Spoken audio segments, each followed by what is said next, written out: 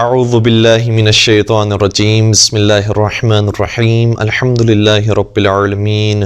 والصلاة والسلام علی اشرف الانبیاء والمرسلین وخاتم النبیین سیدنا ومولانا ابی القاسم محمد اللہم صل علی محمد وآل محمد وعجل فرجہم وعلى أهل بيته الطيبين الطاهرين المعصومين المظلومين ولعنة الله على أعدائهم أجمعين. أما بعد فقد قال الله تبارك وتعالى في محكم كتابه المجيد وفرقانه الحميد بسم الله الرحمن الرحيم وإنه في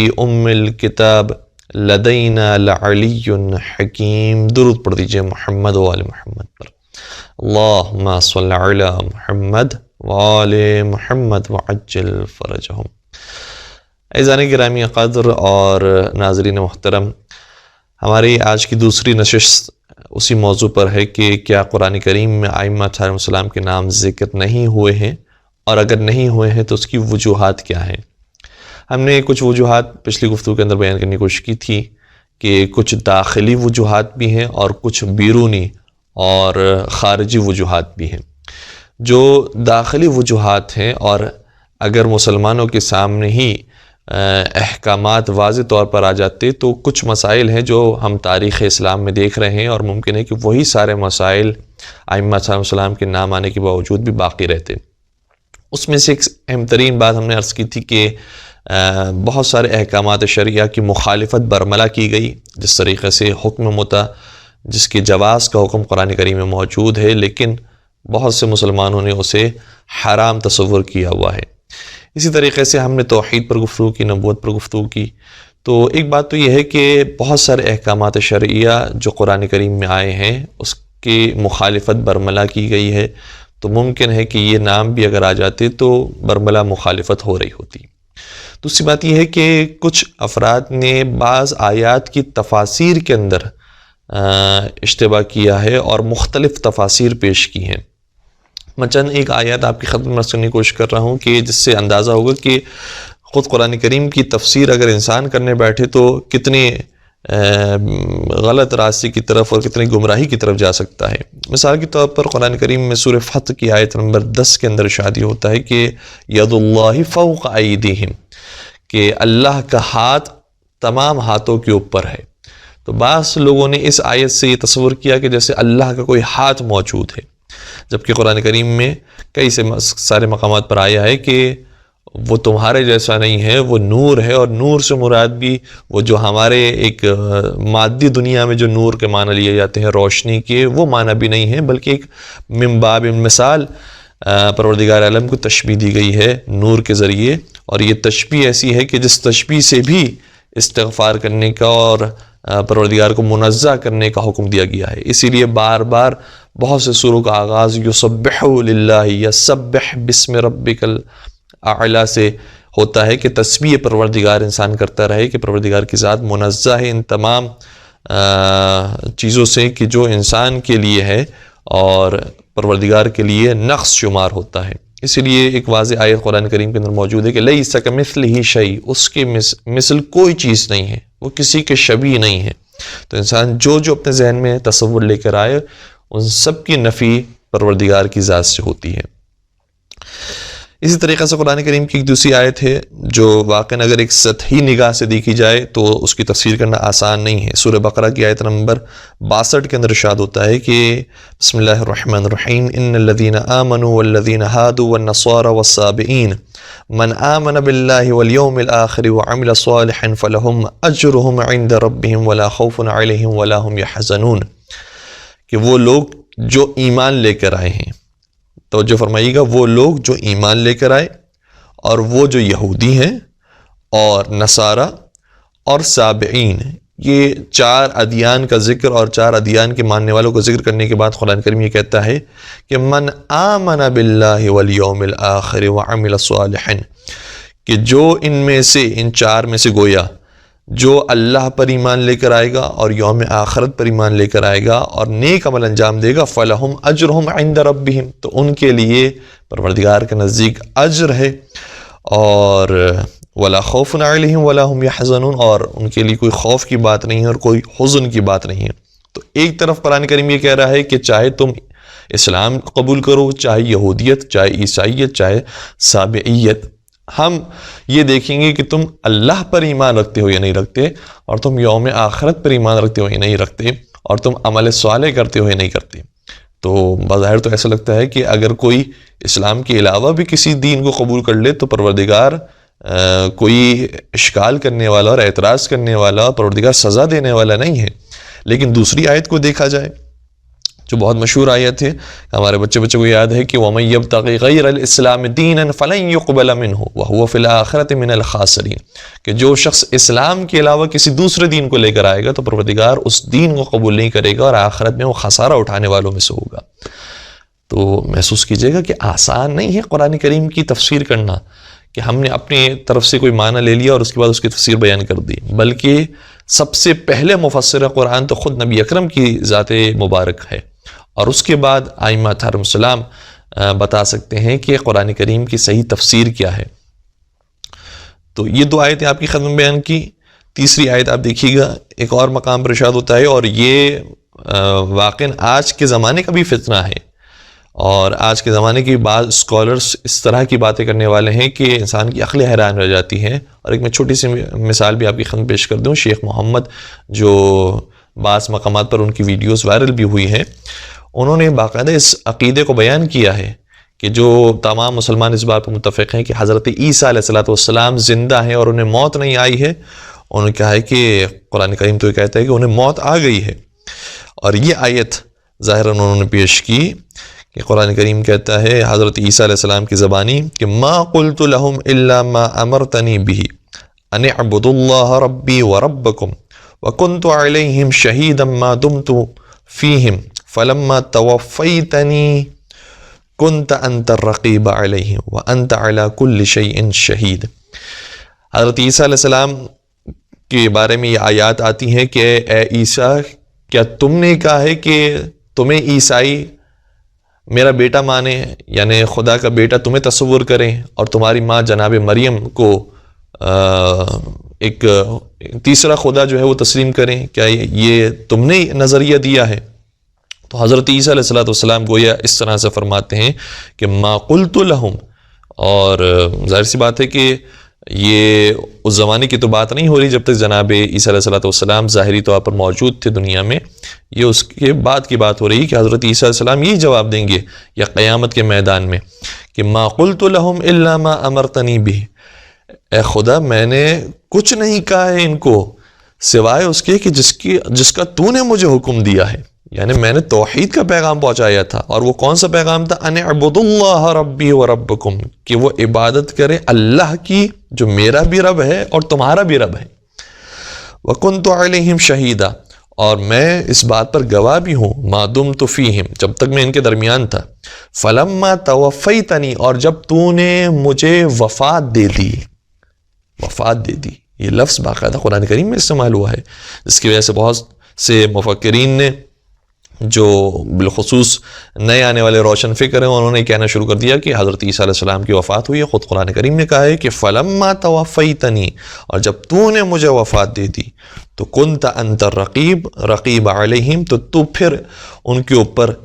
نگہبان تھا اور تو دیکھ رہا تھا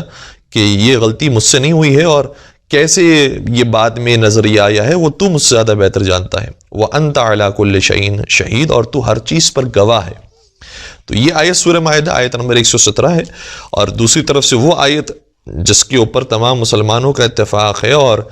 باقاعدہ اس کے اندر صراحت سے موجود ہے کہ حضرت عیسیٰ علیہ السلام صلیب پر نہیں چڑھائے گئے ہیں اور انہیں قتل نہیں کیا گیا ہے، بلکہ ان کی شبیہ کو اور ان کے جیسے شخص کو قتل کر دیا گیا ہے۔ اس سلسلے میں بھی آیت موجود ہے سورہ نساء آیت نمبر 157 میں ارشاد ہوتا ہے، اور یہ اہل کتاب کہتے ہیں کہ یعنی وقولہم انا قتلنا المسیح عیسیٰ ابن مریم رسول اللہ، یعنی یہ یہودی کہتے ہیں کہ ہم نے قتل کر دیا ہے مسیح عیسیٰ ابن مریم کو جو اللہ کا رسول تھا، ہم نے قتل کر دیا، لیکن قرآن یہ کہتا ہے وما قتلوہ، انہوں نے حضرت عیسیٰ کو قتل نہیں کیا، وما صلبوہ، نہ ہی انہوں نے صلیب چڑھایا، ولکن شبہ لہم، بلکہ ان کے لیے یہ بات مشتبہ ہو گئی ہے، اور وہ معاف کیجیے گا، وہ یہ سمجھ نہیں سکے کہ انہوں نے کس کو صلیب پہ چڑھا دیا اور کس کو قتل کر دیا، اور ہم نے حضرت عیسیٰ کو زندہ رکھا ہوا ہے۔ تو قرآن کریم کی آیات کی تفسیر بھی آسان نہیں ہے۔ اگر نام آ جاتے تو بہت آسان نہیں ہو جاتا معاملہ کہ اچھا یہ نام آ گئے ہیں تو اس کے بعد یہی اس کے مصداق ہیں، ہزاروں اس کی تفاسیر ہوتی ہیں، اور ہم نے اس کی طرف پہلے بھی اشارہ کیا تھا کہ حتیٰ عیسائیوں کی کتاب میں، یہودیوں کی کتاب میں نبی اکرم کا اسم مبارک موجود تھا، لیکن انہوں نے اسم مبارک محمد لفظ لانے کے بجائے اس کا ترجمہ کر دیا وہ جو پسندیدہ ہے، وہ جس کی بہت تعریف کی گئی ہے، وہ آئے گا فلاں پہاڑی پر، اور پہاڑی کا بھی ترجمہ کر دیا جو فاران کی پہاڑی تھی، بعض جگہوں پر تو اس کا لفظ ہی مٹا دیا گیا، فاران کے بجائے فاراد کا لفظ انہوں نے استعمال کیا تاکہ لوگ کنفیوز ہو جائیں کہ یہ حضرت نبی اکرم کی بات نہیں کی جا رہی، معاف کیجیے گا۔ تو ایک بات تو یہ، دوسرا یہ ہے کہ اگر نام کا ترجمہ بھی ہو جاتا تو ایک نام کا ایک شخص تو نہیں ہے، بہت سے افراد ایک ہی نام کے ہوتے ہیں، تو پھر اس کے اندر مصداق کے اندر اشتباہ ہو جاتا ہے کہ اب کون مصداق ہے اس آیت کا حقیقی طور پر۔ اس لیے قرآن کریم کے اندر آنے کے باوجود بھی معاملات اتنے آسان نہیں ہیں کہ حل ہو جاتے ہیں، لیکن قرآن کریم نے جو طریقہ اختیار کیا ہے، جس کی طرف میں آگے چل کے دوبارہ اشارہ کروں گا، وہ بہترین طریقہ ہے، اور اس سے زیادہ بہتر اور آسان راستہ ممکن نہیں تھا لوگوں کی ہدایت کے لیے۔ چوتھی مثال، اور مثالیں بہت ساری ہیں، بس میں جلدی جلدی آپ کی خدمت عرض کر کے بات کو آگے بڑھا دیتا ہوں۔ قرآن کریم میں یہ ارشاد ہوا کہ وَمَا كَانَ اسْتِغْفَارُ إِبْرَاهِيمَ لِأَبِيهِ إِلَّا أَن مَوْعِدَةٍ وَعَدَهَا إِيَّاهُ فَلَمَّا تَبَيَّنَ لَهُ أَنَّهُ عَدُوٌّ لِلَّهِ تَبَرَّأَ مِنْهُ إِنَّ إِبْرَاهِيمَ لَأَوَّاءٌ حَلِيمٌ۔ دیکھیے قرآن کریم نے ایک مسئلے کو بیان کیا ہے، اور اس بارے میں بھی پھر اختلاف ہے علماء کے درمیان کہ یہاں پر حضرت ابراہیم کے ابی کا جو لفظ آیا ہے، اب کا لفظ، ان کے باپ کا لفظ جو آیا ہے، وہ باپ جو ہم اردو زبان میں باپ کا لفظ صرف والد کے معنی میں استعمال کرتے ہیں، اس معنی میں آیا ہے، یا باپ کا لفظ چونکہ عربی زبان میں کبھی چچا کے معنوں میں، کبھی کسی بزرگ کے معنوں میں بھی آتا تھا، جس طرح سے ہم اپنے بزرگوں میں سے کسی کو کہہ دیتے ہیں کہ آپ میرے باپ کی طرح ہیں، اور باپ جیسی شفقت آپ سے مجھے ملی ہے، تو اس معنوں میں حضرت ابراہیم علیہ السلام کے وہ باپ ہوتے تھے۔ تو ایک مقام پر حضرت ابراہیم علیہ السلام کی جب دعا ذکر ہوئی تو اس میں باقاعدہ آیا کہ انہوں نے دعا فرمائی ہے کہ پروردگار میرے باپ کی مغفرت فرما جو بت پرست ہیں، اور وہ کون سی آیت ہے؟ سورہ شعراء کی آیت نمبر 86 کے اندر، سورہ شعراء سورہ نمبر 26 آیت نمبر 86 ارشاد ہوتا ہے کہ حضرت ابراہیم نے دعا کی، رب حب لی حکما والحقنی بالصالحین واجعل لی لسان صدق فی الآخرین واجعلنی من ورثۃ جنۃ النعیم واغفر لأبی انہ کان من الضالین۔ پروردگارہ کچھ دعائیں فرمائیں، اس کے بعد کہا کہ پروردگارہ میرے باپ کی مغفرت فرما کہ وہ گمراہ ہونے والوں میں سے ہے، باپ کی مغفرت فرما۔ دوسرے مقام پر قرآن کریم یہ کہتا ہے نبی اکرم سے بطور خاص مخاطب ہو کر کہ وَمَا كَانَ لِلنَّبِيِّ وَالَّذِينَ آمَنُوا أَن يَسْتَغْفِرُوا لِلْمُشْرِكِينَ، کہ نہ نبی کو یہ اجازت ہے، نہ ہی مومنین کو یہ اجازت ہے کہ وہ مشرکین کے لیے دعائیں مغفرت کریں۔ اللہ اکبر۔ حضرت ابراہیم کے بارے میں آیا کہ انہوں نے کر لی، اور دوسری طرف سے آیا کہ اجازت نہیں ہے۔ وَلَوْ كَانُوا أُولِي قُرْبَىٰ، چاہے وہ ان کے قریبی رشتہ دار ہی کیوں نہ ہو، مِن بَعْدِ مَا تَبَيَّنَ لَهُمْ، ہاں اس کے بعد ان کے لیے جائز نہیں ہوگا کہ جب ان کے اوپر واضح ہو جائے کہ انہم اصحاب الجحیم، کہ یہ جہنمی ہیں۔ لیکن بہرحال بعض افراد نے کہا کہ انہوں نے دعا کر لی، یہ اس زمانے کی بات تھی، آج کے زمانے کی بات نہیں ہے، اور مختلف تفاصیر اس کی پیش کی، اور ایک جو ہم نے سب سے پہلے آیت پیش کی تھی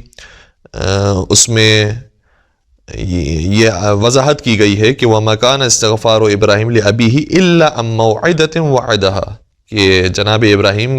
کا جو استغفار تھا اپنے باپ کے لیے یا اپنے چچا کے لیے،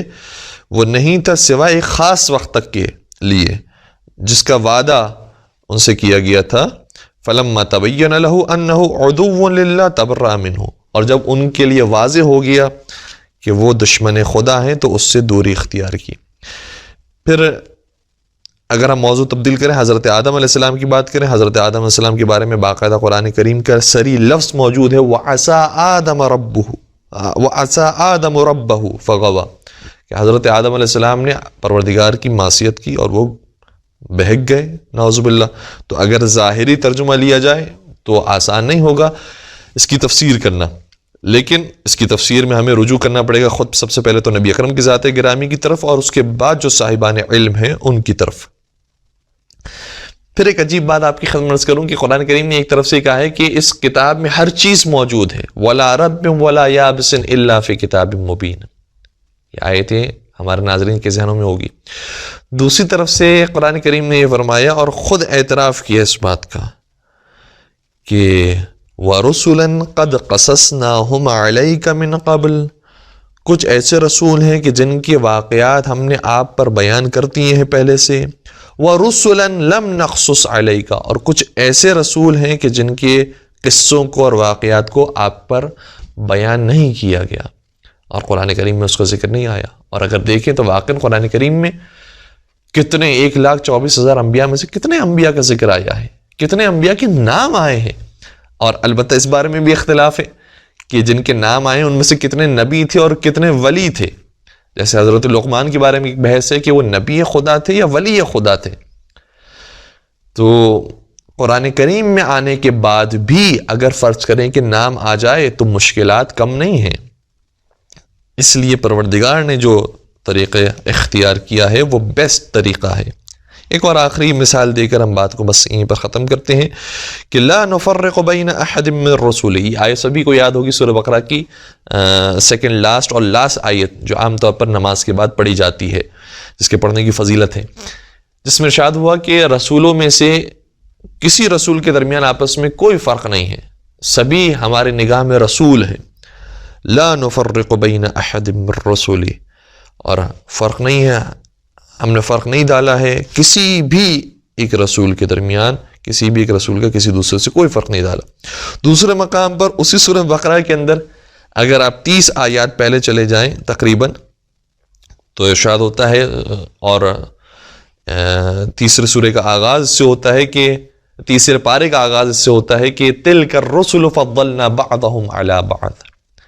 کہ ہم نے بعض رسولوں کو بعض رسولوں پر فضیلت دی ہے۔ تو بالآخر یہ سب ایک ہیں اور بغیر کسی مقام مرتبے کے فرق کے ہیں، یا مقام مرتبے کا فرق موجود ہے؟ کیا ہے؟ قرآن کریم نے دونوں طرح کی باتیں بیان کی ہیں۔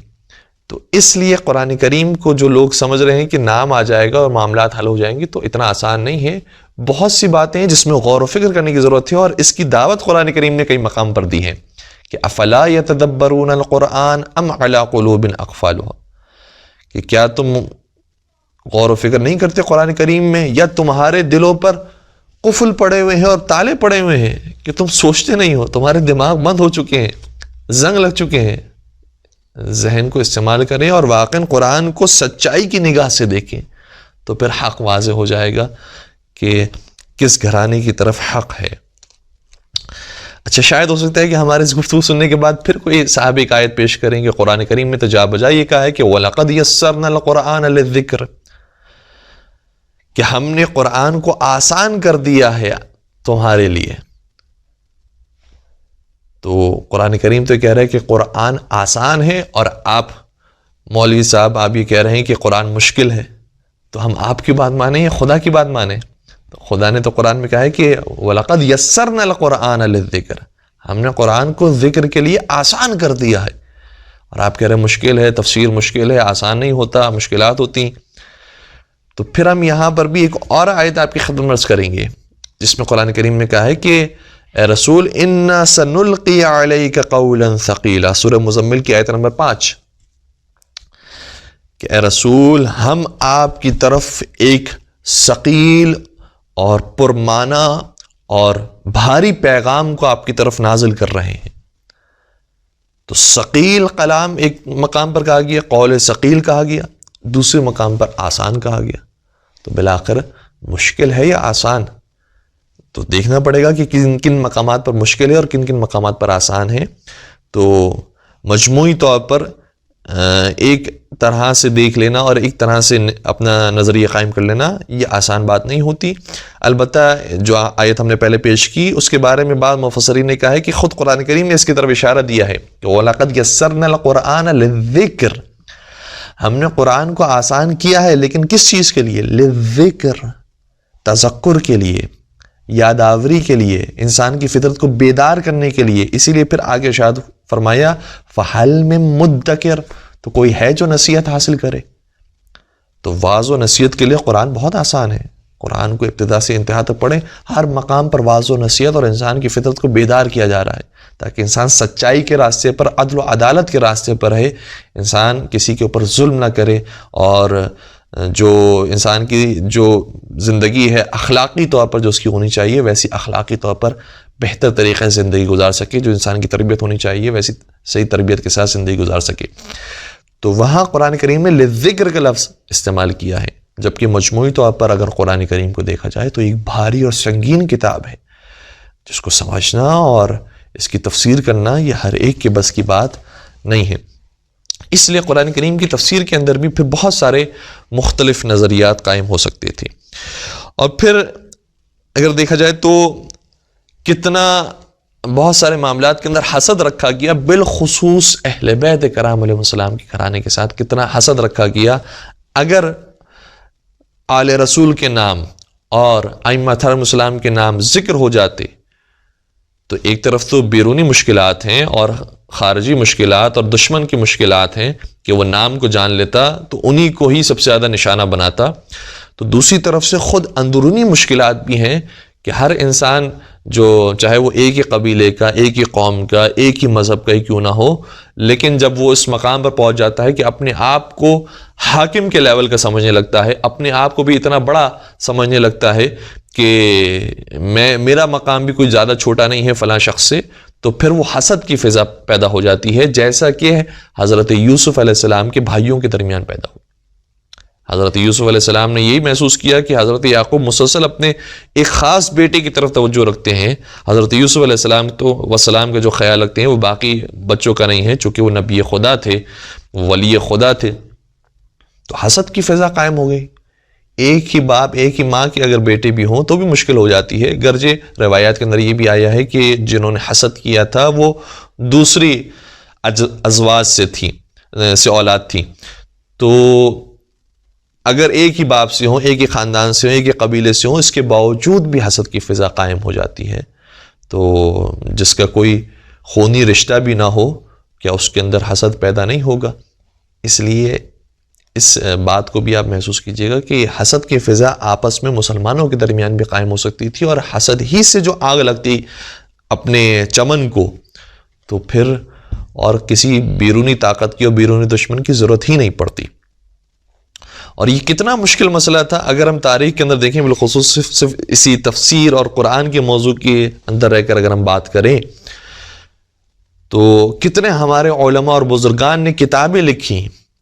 لیکن اتنا حسد پایا جاتا تھا خود مسلمانوں کے دوسرے مسالک کے درمیان اور دوسرے مکاتب کے درمیان کہ انہوں نے شیعہ ہو کر اور شیعہ نام سے کتاب نہیں لکھی، بلکہ ایک عام عمومی اہل سنت جس نام کو عام طور پر استعمال کرتے ہیں اسی نام سے انہوں نے کتاب لکھ دی تاکہ لوگ کم از کم پڑھیں تو صحیح کہ لکھا کیا ہے،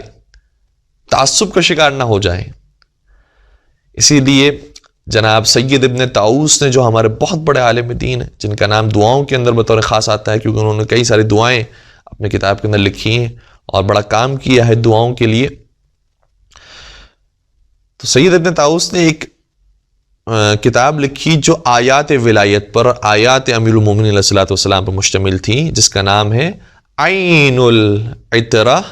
یا عین العبرہ فی غبن العطرہ. کہ ویسے تو اس کا ظاہری اگر مطلب دیکھا جائے تو ایک مظلومیت کے معنوں میں ہے کہ آنکھوں سے آنسو کا بہنا عطرت رسول کی غم کے اندر اور ان کی مصیبتوں کے اندر. لیکن اس کتاب کے اندر جو انہوں نے باتیں لکھی ہیں وہ ان آیات کے اوپر لکھی ہیں کہ جو مولا علی علیہ الصلوۃ والسلام کی اہل بیت کی شان میں نازل ہوئی ہیں. تو جب انہوں نے کتاب لکھی تو اپنا نام استعمال کرنے کے بجائے،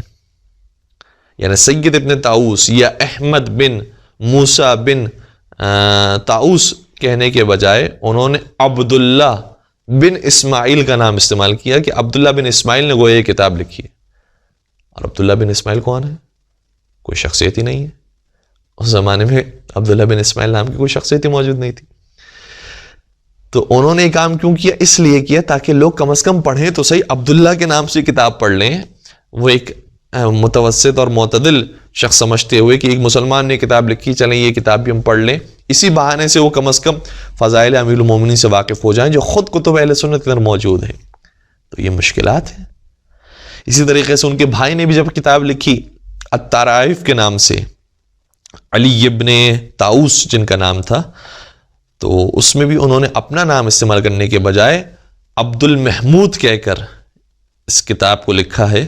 عبد المحمود نامی شخص یہ کتاب لکھ رہا ہے، لیکن تمام بزرگان اہل تشیع جانتے تھے کہ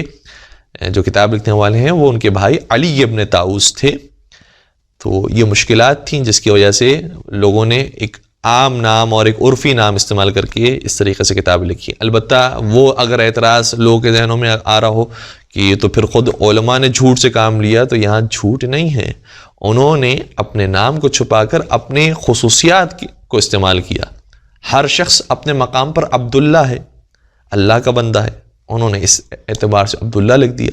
اور عبد المحمود جو ان کے بھائی نے لکھا وہ بھی پروردگار کے اسماء حسنہ میں سے ایک نام ہے کہ محمود کا بیٹا ہے. تو ایک بات تو یہ ہے. پھر جو ان کے بھائی تھے انہوں نے، بلکہ سید ابن طاؤس نے عبداللہ بن اسماعیل جو لکھا، تو اسماعیل کیوں لکھا اس کے بارے میں وہ علماء نے بیان کیا کہ وہ چونکہ نسل حضرت اسماعیل سے تھے، سید تھے، اس کا مطلب نسل حضرت اسماعیل سے ہیں. تو اور پھر بعض نے یہ بھی کہا ہے کہ ان کے پرداداؤں میں سے بھی ایک جناب اسماعیل تھے.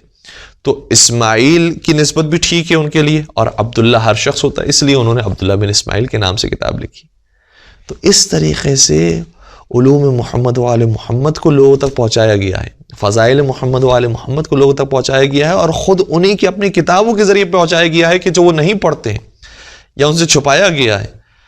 اور خیانت کی گئی ہے ان کی اپنے قوم کے ساتھ. تو اس بات کو لوگوں کے سامنے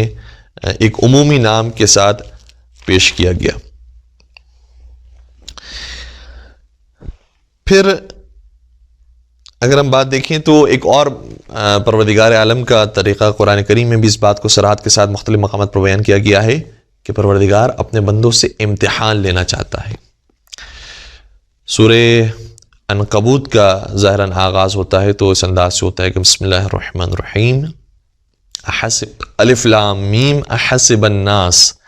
ان يتركوا ان يقولوا آمنا وهم لا يفتنون وَلَقَدْ فَتَنَّ الَّذِينَ مِنْ قَبْلِهِمْ فَلَيَعْلَمَنَّ اللَّهُ الَّذِينَ صَدَقُوا وَلَيَعْلَمَنَّ الْكَاذِبِينَ. کہ کیا تم یہ گمان کرتے ہو کہ لوگوں نے گمان کیا ہے کہ وہ یہ کہیں گے کہ ان يَقُولُوا آمَنَّا، ہم اللہ پر ایمان لے کر آئے، وَهُمْ لَا يُفْتَنُونَ، تو ان کا کوئی امتحان نہیں لیا جائے گا. ان مسلمانوں کا، ان مومنین کا بھی امتحان ہوگا. وَلَقَدْ فَتَنَّ الَّذِينَ مِنْ قَبْلِهِمْ، ان سے پہلے والوں کا بھی امتحان لیا گیا ہے، تو ان کا کیوں امتحان نہ لیا جائے؟ امتحان ہوگا، پتہ چلے گا کہ یہ کتنا حق کے راستے کی طرف جانا چاہتے ہیں. یہ مختلف بہانوں کے ذریعے فرار اختیار کرنا چاہتے ہیں اور یہ سمجھ رہے ہیں کہ پروردگار کو دھوکہ دے رہے ہیں، یا سمجھ رہے ہیں کہ ہم نے دنیا کو دھوکہ دے دیا ہے. انہوں نے کسی کو دھوکہ نہیں دیا ہے، اپنا نقصان کیا ہے، اپنے آپ کو دھوکہ دے رہے ہیں اور اپنا نقصان کر رہے ہیں. تو وَلَقَدْ فَتَنَّ الَّذِينَ مِنْ قَبْلِهِمْ فَلَيَعْلَمَنَّ اللَّهُ الَّذِينَ صَدَقُوا وَلَيَعْلَمَنَّ الْكَاذِبِينَ. اور یہ امتحان کا مقصد یہ ہے تاکہ پہچانے اور معلوم کریں کہ ان میں سے سچے ایمان لانے والے کتنے ہیں اور جھوٹے کتنے ہیں. اور جھوٹوں کا ذکر پھر سورہ منافقون کی پہلی آیت کے اندر آتا ہے کہ یہ کہتے تو ہیں کہ ہم اللہ کے رسول پر ایمان لے کر آئے ہیں، لیکن پروردگار گواہی دیتا ہے کہ یہ جھوٹے ہیں اور یہ رسول اللہ پر ایمان نہیں لے کر آئے ہیں. اچھا، یہاں تک بات لانے کے بعد ایک بات اور ہم عرض کریں جو برادران اہل سنت کی طرف سے کبھی کبھار آتی ہے، وہ یہ کہ چلیں آپ اس بات پر ہی آ جائیں کہ نہ آپ کے اماموں کا ذکر آیا ہے قرآن کریم میں، نہ ہی ہمارے خلفاء کا ذکر آیا ہے. تو جس پر ساری امت جمع ہو گئی اور جس کو اب تک لوگ مانتے ہوئے آئے ہیں، آپ بھی اسی کو قبول کر لیجئے. تو پہلی بات تو یہ ہے کہ ہمارے ائمہ علیہم السلام کا نام، بالخصوص پنجتن پاک کا نام، چونکہ اسی زمانے میں نبی اکرم جس زمانے میں قرآن کریم نازل ہو رہا ہے اور اس کی تفسیر بیان کر رہے ہیں، اس زمانے میں یہ 4 ہستیاں موجود ہیں: حضرت زہرا السلام علیہا، حضرت علی مرتضیٰ، حضرت امام حسن علیہ السلام، حضرت امام حسین علیہ السلام۔ تو انہی 4 ہستیوں کے بارے میں مسلسل آیات آ رہی ہیں، ورنہ جو باقی ائمہ ہیں وہ تو اس زمانے میں پیدا نہیں ہوئے کہ ان کے بارے میں آیت آئے،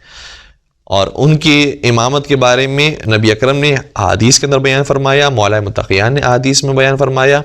اور پھر باقی ائمہ نے مسلسل آ کر بیان فرمایا کہ وہ جن کے نام خود نبی اکرم دے کر گئے تھے، اور یہ بھی نام کتب اہل سنت کے اندر موجود ہیں، وہ میرا یہ بیٹا ہے، اور پھر دوسرا امام بیان کر گیا تھا کہ میرا یہ بیٹا ہے، اور اس طریقے سے ہوتا ہوتا سلسلہ 12ویں سرکار حضرت امام مہدی عجل اللہ تعالیٰ فرجہ الشریف تک پہنچا ہے۔ تو امام مہدی علیہ السلام کا نام خود کتب اہل سنت کے اندر موجود ہے، اور یہ بھی موجود ہے کہ وہ اولاد حضرت زہرا السلام علیہ سے ہوں گے، اور 12 ائمہ کے نام بھی خود کتب اہل سنت کے اندر موجود ہیں۔ تو پہلی بات تو یہ ہے کہ خود نبی اکرم نے تعارف کروایا ہے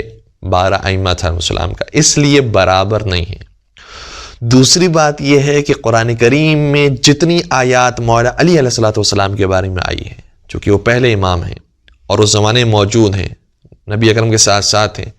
اتنی آیات کسی اور صحابی کے بارے میں، کسی اور خلیفہ کے بارے میں نہیں آئی۔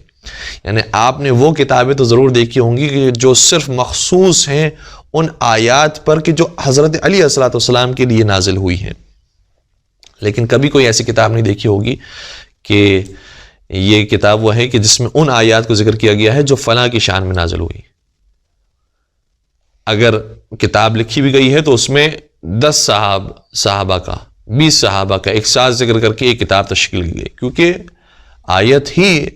نازل نہیں ہوئی، اگر ہوئی بھی ہے تو 1-2 سے زیادہ آیت موجود نہیں ہیں، اور کتنی آیات ایسی ہیں کہ جس میں انہیں ٹوکا گیا ہے، منع کیا گیا ہے اور ان کی مذمت کی گئی ہے۔ تو اس لیے شان صحابہ کی اگر بات کی جائے تو صرف حضرت علی مرتضیٰ علیہ السلام وہ صحابی ہیں کہ جن کے لیے اتنی آیات نازل ہوئی کہ جلدوں کی جلدی اگر لکھی جائے تو وہ بھی کم پڑ جائے۔ اس لیے ہمارے ایک عالم دین نے 10 جلدی کتاب صرف اس موضوع پر لکھی ہے کہ وہ آیات جو حضرت علی علیہ السلام کی شان میں نازل ہوئی۔ اللہ اکبر۔ خود حضرت ابن عباس کا جملہ یہ ہے کہ 300 سے زیادہ آیتیں حضرت علی مرتضیٰ کی شان میں نازل ہوئی، اور ان آیات اور ان حوالوں کو بھی آپ کی خدمت میں نے پہلے عرض کیا تھا۔ آج ہم ان کتابوں کو پیش کرنا چاہتے ہیں کہ جو حضرت علی علیہ السلام کی شان میں اس زاویے سے لکھی گئی ہے کہ وہ آیات کے جو مولا کی شان میں آئی ہیں، اور اس میں جو حوالے ہیں بہت سارے اہل سنت کتابوں کے حوالے ہیں، بلکہ کچھ علماء اہل سنت ایسے ہیں کہ جنہوں نے اس موضوع پر کتاب لکھی ہے کہ وہ آیات جو صرف حضرت علی علیہ السلام کی شان میں نازل ہوئی۔ اس میں ایک بہت مشہور نام حاکم حسکانی کا ہے کہ جنہوں نے شواہد التنزیل لکھی، شواہد التنزیل لقواعد التفضیل، اور اس کی شہرت کی وجوہات میں سے ایک تو یہ ہے کہ قدیمی کتاب ہے، کیونکہ حاکم حسکانی کی وفات 490 ہجری میں ہوئی، تقریباً 1000 سال کا فاصلہ ہونے والا ہے، اور پھر اس کتاب کے اندر روایات اور آیات بہت زیادہ جمع کی گئی۔ 210 آیتیں انہوں نے بیان کی ہیں کہ جو مولا علی علیہ السلام کی شان میں نازل ہوئی، ریفرنسز کے ساتھ، روایات کے ساتھ، اور ان آیات کے ذیل میں جو روایتیں لکھی ہیں، اگر ان تمام روایتوں کو جمع کیا جائے تو روایات کی تعداد 1200 ہے۔ 1200 روایات صرف کتب اہل سنت کی بات کی جا رہی ہے۔ تو وہ مولا علی علیہ السلام کی شان میں ہے کہ یہ آیات حضرت علی علیہ السلام کے اوپر نازل ہوئی، حضرت علی علیہ السلام نے فلاں کام کیا اس لیے آیت نازل ہوئی۔ اور ان سے پہلے بھی 2 بزرگان اہل سنت نے مزید اور کتابیں لکھی تھیں، اور نہ جانے کتنی اور کتابیں لکھی گئیں کہ جو ابھی مفقود ہو گئی ہیں، جن میں سے 2 کتابوں میں سے ایک کتاب وہی ہے کہ جو ویسے تو مفقود ہے اور ناپید ہے، چونکہ کتنے کتاب خانے جلا دیے گئے، کتنی کتابوں کو دریا برد کر دیا گیا، کتنی کتابوں کو دفنا دیا گیا اور ختم کر دیا گیا۔ تو ان میں سے ایک کتاب تو وہی ہے کہ جو اب اپنی اصلی حالت میں تو ناپید ہے، لیکن اس کے ریفرنسز جو دیگر کتابوں میں دیے گئے ہیں اس سے جب جمع آوری کی گئی اور دوبارہ سے اس کتاب کو ترتیب دیا گیا تو وہ کسی حد تک ہم تک پہنچی ہے۔ اور اس کا نام پھر النور المشتعل رکھا گیا، لیکن اصل میں ابو نعیم اصفہانی نے یہ کتاب لکھی تھی ما نزل من القرآن فی علی، حضرت علی کے بارے میں قرآن میں کیا نازل ہوا ہے، اس حوالے سے انہوں نے کتاب لکھی، اور ان کی وفات 430 ہجری میں ہوئی تھی۔ اور فی الحال جو یہ کتاب ابھی اس کنڈیشن میں ہمارے پاس موجود ہے، اس طرح سے جو جمعآوری کر کے بنائی گئی ہے، اس میں 79 روایات لکھی ہیں جو ابو نعیم اصفہانی نے اپنی کتاب میں لکھی ہوگی۔ دوسری ایک کتاب جو ابھی اصلی حالت میں بھی ہمارے پاس موجود ہے، اور گویا ایک حالیہ سالوں کے اندر ایک نیا انکشاف ہوا کہ یہ کتاب بھی موجود تھی لیکن چھپی ہوئی تھی، اور بہت ساری کتابیں ایسی ہیں کہ جو واقعاً کتاب خانوں کے اندر یا مختلف لوگوں کے پاس موجود ہیں، اور جس کو آشکار نہیں کیا گیا ہے یا اس کو ویسا پروموشن نہیں ملا ہے، اس لیے وہ ہم تک نہیں پہنچی، اور ماشاءاللہ سے علماء کرام کام کر رہے ہیں اس موضوع کے اوپر بھی، تاکہ جو قدیمی کتابیں ہیں اس کو زندہ کیا جائے۔ تو اس میں سے ایک کتاب جو جو عالم اہل سنت نے لکھی، جن کا نام ابو بکر احمد بن موسیٰ بن مردوی ہے، مردوی اصفہانی، 410 ہجری میں ان کی وفات ہوئی تھی، اور انہوں نے بھی جو کتاب لکھی اس کا نام تھا ما نزل من القرآن فی علی، حضرت علی علیہ السلام کے بارے میں قرآن میں کیا نازل ہوا۔ اور اس کتاب کے اندر جو روایات کی تعداد ہیں وہ 287 روایات اس کتاب کے اندر انہوں نے جمع کی ہے، کہ جو یہ کہتی ہیں کہ فلاں آیت حضرت علی علیہ السلام کی شان میں نازل ہوئی ہیں۔ اس کے علاوہ حالیہ دنوں میں بھی ایک عالم اہل سنت نے کتاب لکھی ما نزل من القرآن فی علی کے نام سے ہی، کہ قرآن میں حضرت علی علیہ السلام کے بارے میں کیا نازل ہوا، اور جن کا نام احمد بن محمد رازی حنفی ہے۔ البتہ وہ بہت ہمارے حالیہ دنوں کے تو نہیں کہہ سکتے کہ عالم اہل سنت تھے، 7ویں صدی ہجری کے اندر ان کی وفات ہوئی تھی، اور کئی آیات پر 156 آیات پر انہوں نے یہ کام کیا اور لکھا کہ یہ آیات حضرت علی مرتضیٰ کی شان میں نازل ہوئی۔ اس کے علاوہ اگر علماء اہل تشیع کی بات کی جائے تو انہوں نے تو کئی ساری کتاب اس موضوع پر لکھی ہیں، اور بہت ساری کتابوں کے اندر جو ریفرنسز دیے گئے ہیں وہ خود کتب اہل سنت کے دیے ہیں۔ جیسے سید ابن طاؤس نے جو کتاب لکھی، جس کا ذکر بھی ابھی ہم نے کیا تھا، عین العبرہ فی غبن العطرہ، یا اس کا دوسرا نام الآیات الواردۃ فی فضائل اہل البیت علیہ السلام، کہ وہ آیات جو اہل بیت علیہ السلام کی فضیلت میں آئی ہیں، تو انہوں نے بھی کتاب لکھی جس کے اندر آیات کو جمع کیا ہے اور اس کے ذیل میں روایات لکھی ہیں۔ اسی طریقے سے ایک بہت اچھی کتاب تعویل الآیۃ الظاہرہ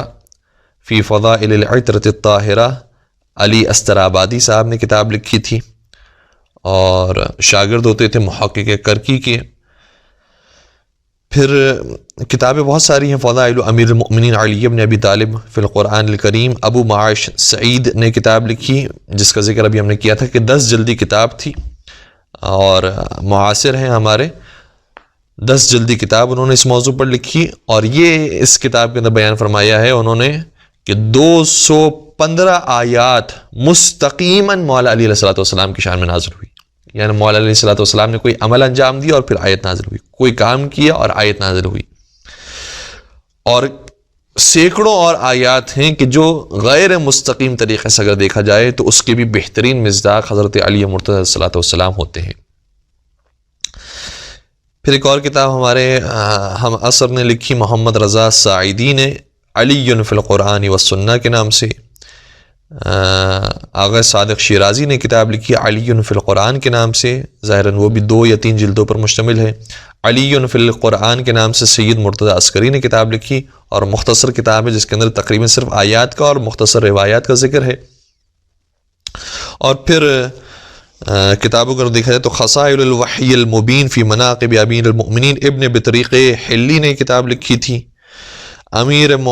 مومنان در آئین قرآن، فارسی زبان میں کتاب لکھی گئی، حسین سیف اللہ نے۔ پرتوئی از فضائل امیر المومنین در قرآن، سید ابو الحسن مطلبی نے کتاب لکھی۔ آیات ولایت در قرآن، آیت اللہ ناصر مکارم شیرازی نے کتاب لکھی۔ تو کئی ساری کتاب اس موضوع پر لکھی گئی ہے۔ ہمارا سوال صرف برادران اہل سنت سے یہ ہے کہ ہمیں کسی ایک کتاب کا بارے میں بتا دیں کہ جو کسی خلیفہ کے بارے میں لکھی گئی ہو اور اس میں آیا ہو کہ یہ آیات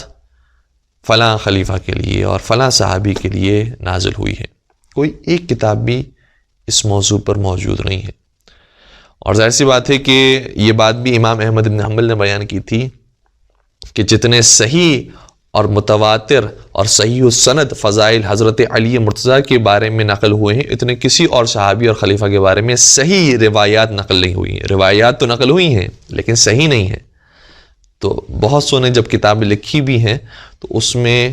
غیر صحیح روایات کو اور ضعیف اور موضوع روایات کو اپنی کتاب میں لکھا ہے، چونکہ کتاب بھرنے کے لیے وہ بالآخر مجبور ہیں۔ تو ایک بات تو یہ کہ اس لیے برابر نہیں ہے کہ ہم یہ کہیں کہ آپ کے امام کا نام بھی نہیں آیا، ہمارے خلیفہ کا نام بھی نہیں آیا، اس لیے آپ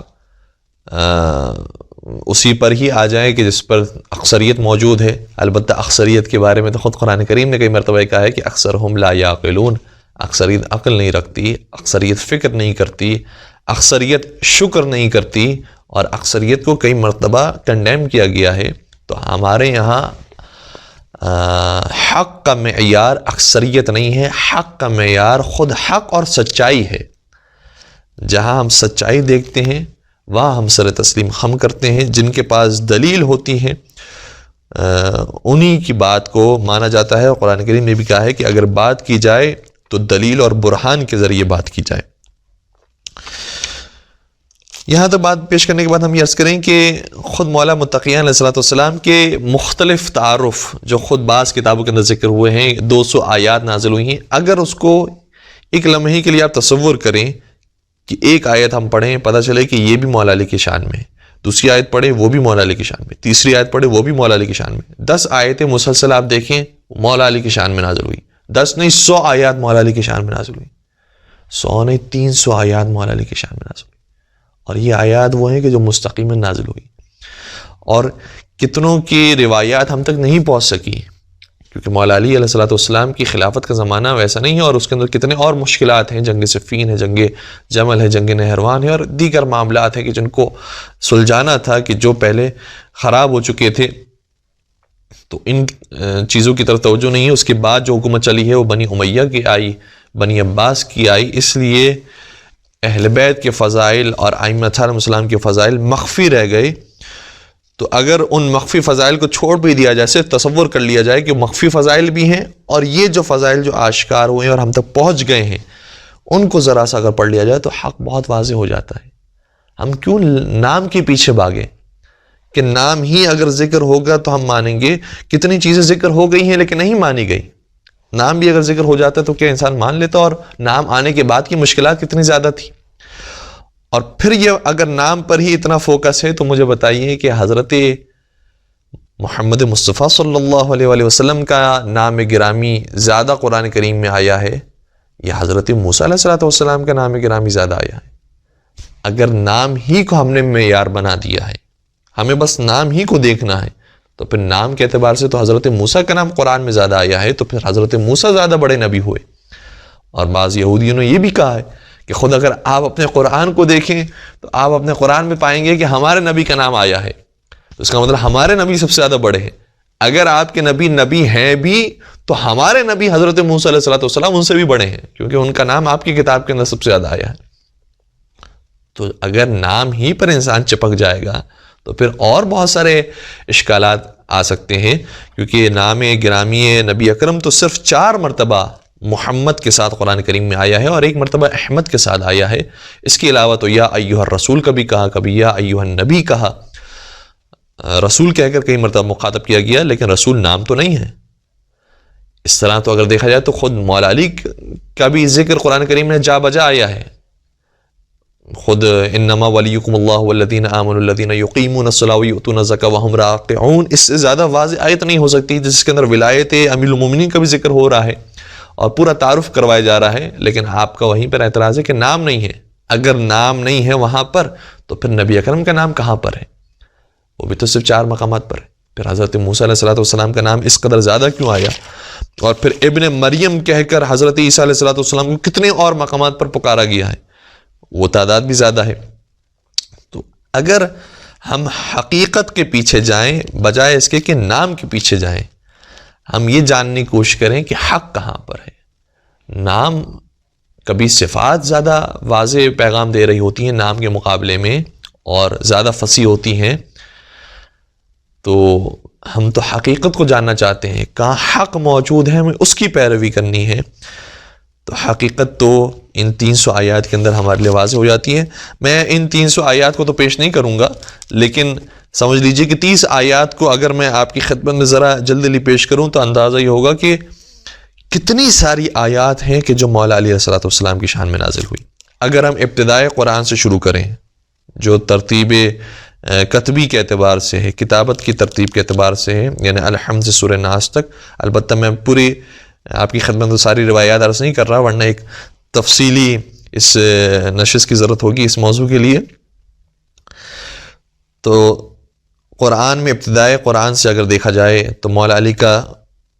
ذکر قرآن کریم میں سورہ الحمد کے اندر موجود ہے، صراط مستقیم علی ہیں،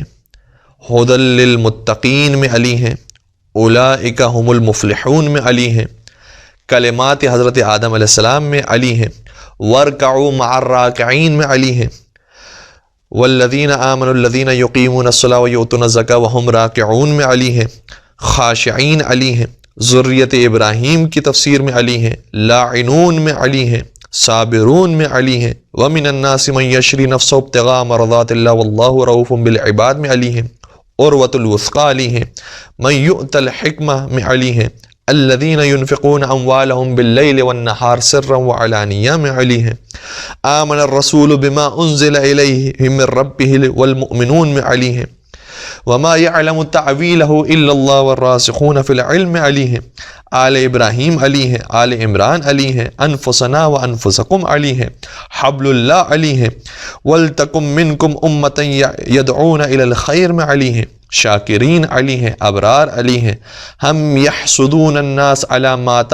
آتاہم اللہ من فضل میں علی ہیں، اولو الامر علی ہیں، صدیقین علی ہیں، شہداء علی ہیں، الذین آمنوا وعملوا الصالحات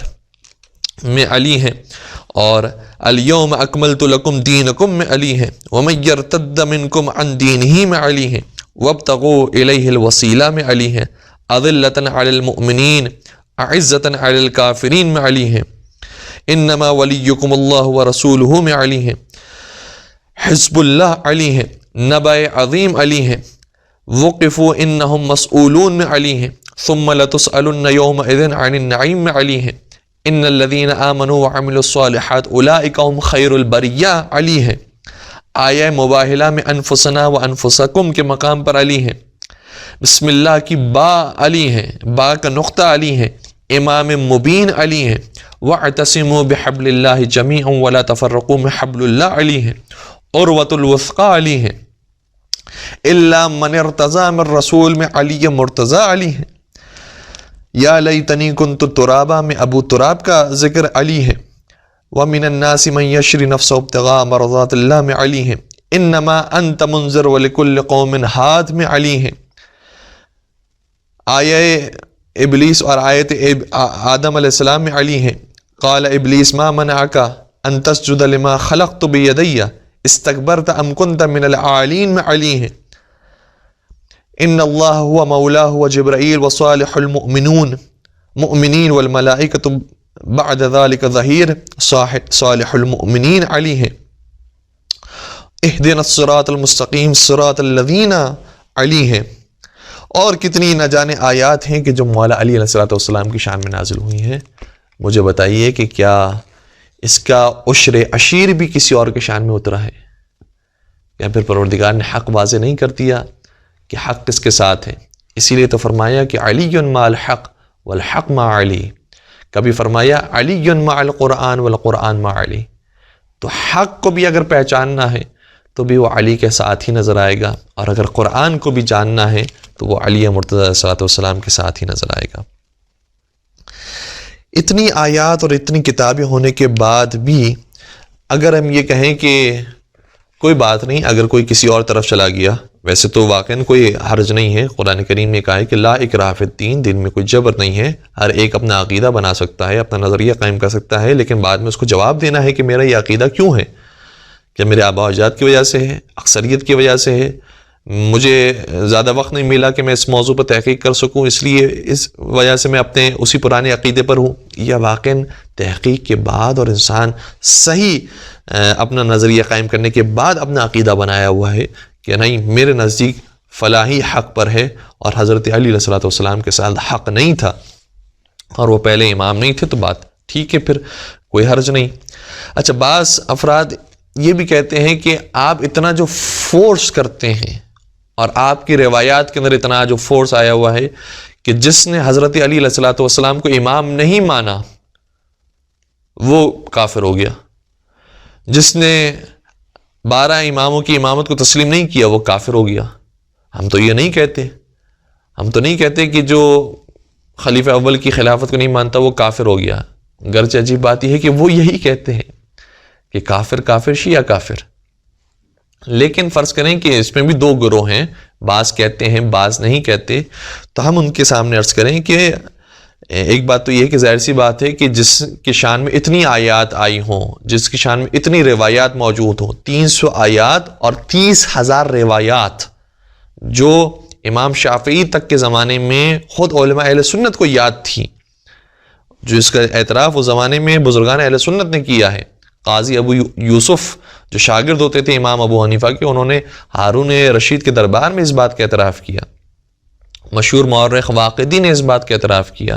اور دیگر علماء اہل سنت، اور انہوں نے باقاعدہ کتابیں لکھی۔ تو اس کا مطلب یہ ہوا کہ جو فضائل کا سمندر ہے وہ صرف ذات علی مرتضیٰ علیہ السلام ہے، ان کے مقابلے کا اور کوئی نہیں ہے۔ تو اس لیے اگر پھر بھی کوئی حق کو تسلیم نہیں کرتا تو ظاہر سی بات ہے کہ وہ حق کا انکار کرنے والا ہے، اور انکار کرنے والے ہی کو کافر کہا جاتا ہے۔ لیکن جو روایات کے اندر کافر کا لفظ آیا ہے وہ اس معنوں میں ہم کبھی بھی استعمال نہیں کرتے ہیں، اور خود روایات کے اندر ائمہ علیہم السلام نے منع فرمایا ہے کہ یہاں پر کافر کا مطلب وہ نہیں ہے کہ جیسے ایک مشرک اور ایک بے دین اور جو اسلام نہیں لانے والا ہے وہ کافر ہوتا ہے، نجس ہوتا ہے، اسی طریقے سے جو دیگر مسالک کے مسلمان ہیں وہ بھی نعوذ باللہ کافر ہیں، مسلمان ہیں، وہ ہمارے بھائی ہیں۔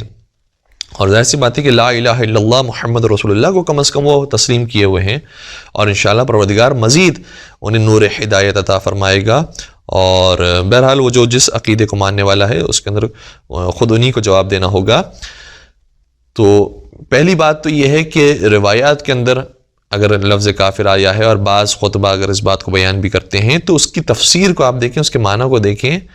ورنہ تو خود قرآن نے بھی یہ کہا ہے کہ بعض مسلمان مشرک ہیں، وَمَا يُؤْمِنُهُمْ أَكْثَرُهُمْ بِاللَّهِ إِلَّا وَهُمْ مُشْرِكُونَ، اکثریت تم میں سے جو ایمان لے کر آئی ہیں وہ مؤمن نہیں ہیں، مشرک ہیں۔ تو کیا اب اس کے بعد سے مسلمانوں کو اور مومنین کو مشرک کہنا ہمارے لیے جائز ہوگا؟ اس کا یہ مطلب نہیں ہے، بلکہ اشارہ کیا جا رہا ہے اور متنبع کیا جا رہا ہے کہ تمہارے اندر شرک خفی پیدا ہو چکا ہے یا شرک خفی پیدا ہو سکتا ہے، اس لیے اپنے اعمال میں بھی اخلاص سے انسان کام لے، اور جو لا الہ الا اللہ کا ہے اسے واقعاً اپنی عملی زندگی میں بھی لے کر آئے۔ تو اس لیے قرآن کریم نے کہا کہ وَمَا يُؤْمِنُ أَكْثَرُهُمْ بِاللَّهِ إِلَّا وَهُمْ مُشْرِكُونَ۔ تو اسی طریقے سے ائمہ علیہم السلام نے بھی وہ لفظ استعمال کیا ہے، اگر تو وہ اس معنی میں نہیں ہے کہ جو آج کل ہمارے معنی میں استعمال ہوتا ہے، اور خود معصومین علیہ السلام کو اگر دیکھا جائے تو انہوں نے باقی مسالک کے لوگوں سے مسلمانوں کی طرح سلوک کیا ہے، بڑی محبت کی ہے، اور خود امام ابو حنیفہ کا جملہ یہ ہے کہ لولا الثنتان لہلک النعمان، اگر وہ 2 سال امام جعفر صادق علیہ السلام کی شاگردی میں نہیں ہوتے تو نعمان بن ثابت یعنی ابو حنیفہ ہلاک ہو جاتا۔ امام ابو حنیفہ ابھی امام مالک کی بڑی عقیدت تھی امام جعفر صادق علیہ السلام سے، کہ کہتے ہیں کہ کسی آنکھ نے نہیں دیکھا اور کسی کان نے نہیں سنا اور کسی دل میں خیال نہیں آیا کہ کوئی شخص امام جعفر صادق علیہ السلام سے زیادہ فضیلت رکھتا ہو۔ تو امام مالک کی تعریفی جملات موجود ہیں، اور پھر امام ابو حنیفہ کی شاگردی کا ذکر موجود ہے، اور خود امام مالک بھی شاگرد تھے امام جعفر صادق علیہ السلام کے۔ تو کبھی بھی غیر مسالک اور اپنے مسلک کے علاوہ افراد کو کافر نہیں سمجھا گیا ہے، بلکہ یہاں پر کافر کا مطلب یہ ہے کہ جو شرک، جو کفر خفی موجود ہے، یعنی جو حق تک پہنچتے پہنچتے کچھ حق کے بعد انسان انکار کرنے لگ گیا ہے، اور جب کہ حق واضح ہے تو اس کفر کی وجہ سے جو کفر خفی ہے، جس طریقے سے قرآن شرک خفی کا ذکر کیا ہے، اس سے بھی اگر انسان بچ جائے تو واقعاً اس کا ایمان مکمل ہو سکتا ہے، جس طریقے سے روایات کے اندر آیا ہے، اور یہ بھی کتب اہل سنت کے اندر موجود ہے کہ من مات علی حب آل محمد مات مستکمل الایمان، جو آل محمد کی محبت میں مرتا ہے وہ کامل ایمان کے ساتھ مرتا ہے۔ تو آل محمد کی محبت اور ان کی ولایت کے معاملے میں اگر کوئی اجتناب کر رہا ہے اور انکار کر رہا ہے تو وہ جو خفی اس کے اندر دھبا موجود ہے، وہ دھبا بھی اگر پاک ہو جائے تو واقعاً اس کا ایمان مکمل ہو جائے گا۔ یہاں تک بات پیش کرنے کے بعد ہم ایک عجیب بات آپ کی خدمت میں عرض کریں کہ ائمہ اطہار السلام نے کیا فرمایا، وہ اپنے مقام پر، دوسری طرف سے اگر بزرگان اہل سنت کو اگر دیکھا جائے تو نہ صرف ان کی عوام نے یہ نعرہ بلند کیا ہے، بلکہ عجیب بات یہ ہے کہ خواص نے اور علماء نے بھی لکھا ہے کہ جو خلیفہ اول کی خلافت کو نہیں مانتا وہ کافر ہے۔ باقاعدہ صراحت کی ہے، میں آپ کی خدمت میں علماء اہل سنت کے جو بڑے متکلمین ہیں اور علم عقائد پر کام کیا ہے ان کے جملے آپ کی خدمت عرض کر رہا ہوں۔ امام سبکی شافعی، انہوں نے اپنی کتاب فتاوی سبکی کے اندر یہ جملہ لکھا ہے، جلد نمبر 2 صفحہ نمبر 587 میں، کہ من انکر خلافت الصدیق رضی اللہ عنہ فہو کافر، جو شخص خلافت ابو بکر صدیق کا انکار کرتا ہے فہو کافر، وہ کافر ہے۔ وَكَذَلِكَ مَنْ أَنْكَرَ خِلَافَةَ عمر بن الخطاب رضی اللہ عنہ، اور اسی طریقے سے وہ بھی کافر ہے کہ جو جناب عمر بن خطاب کی خلافت کا انکار کرتا ہے۔ تو یہ صراحت کے ساتھ انہوں نے اس بات کو ذکر کیا اپنی کتاب کے اندر۔ اگر اتنی ہی بات محسوس کرتے ہیں وہ شیعہ حضرات کی طرف سے کہ وہ کیوں سمجھتے ہیں باقی مسالک کے لوگوں کو، جبکہ ہم یہ عرض کر رہے ہیں کہ ہم مسلمان سمجھتے ہیں، پاک سمجھتے ہیں، نکاح کرنا جائز سمجھتے ہیں، ان کے پیچھے نماز پڑھنا جائز سمجھتے ہیں، معاملات کرنا جائز سمجھتے ہیں، اس کے باوجود بھی یہ الزام ہے تو ذرا اپنی کتابوں کو دیکھیں، اس کے اندر الزام نہیں، باقاعدہ روایت موجود ہے، باقاعدہ اسٹیٹمنٹ موجود ہے ان کے علماء کا کہ جو شخص نہیں مانتا ہے وہ کافر ہے۔ اسی طریقے سے امام نووی نے اپنی کتاب میں لکھا، کتاب کا نام الروضہ بھی ہے اور روضۃ الطالبین بھی ہے، جلد نمبر 11 صفحہ نمبر 240، اس میں وہ یہ لکھتے ہیں کہ من انکر امامت ابی بکر رضی اللہ عنہ ردت شہادتہ، جو شخص جناب ابو بکر کی امامت کا، یہاں پر امامت کا لفظ استعمال کیا ہے، عجیب بات ہے، جو شخص ابو بکر کی امامت کا انکار کرنے والا ہو، رد شہادتہ، تو اس کی شہادت کو نہیں مانا جائے گا اور رد کر دیا جائے گا، یعنی اس کی گواہی کو نہیں مانا جائے گا، چونکہ گواہی کے لیے شرط ہے کہ مسلمان ہو، تو اس کی شہادت کو تسلیم نہیں کیا جائے گا، اس کی گواہی کو نہیں مانا جائے گا۔ تو یہ عجیب بات ہے کہ جن کی شان میں اتنی آیات نازل ہوئی اور جن کے پاس حق موجود تھا، اگر کوئی ان کو تسلیم کرتا ہے اور انہیں امام مانتا ہے تو ان کے لیے یہ جملے بڑے سخت موجود ہیں کہ جو ان کو مانتا ہے وہ پھر وہ کافر کہلاتا ہے۔ پھر ہم آپ کی خدمت میں بس آخری بات عرض کریں گے اور بات کو مکمل کر دیں گے کہ 2 طرح کی روایات موجود ہیں جس کے اندر یہ آیا ہے کہ بعض جگہوں پر آیا کہ امام کے نام کتاب خدا کے اندر نہیں آئے ہیں، قرآن کریم کے اندر نہیں آئے ہیں، لیکن بعض روایت کے اندر آیا ہے کہ نام ائمہ السلام قرآن کریم میں آئے ہیں۔ دونوں طرح کی روایت آپ کی خدمت میں عرض کریں گے، لیکن اس گتھی کو سلجھانے کے بعد کہ کیسے ممکن ہے کہ 2 طرح کی بات امام بیان فرمائے ہیں۔ چھٹے سرکار نے بھی بیان فرمایا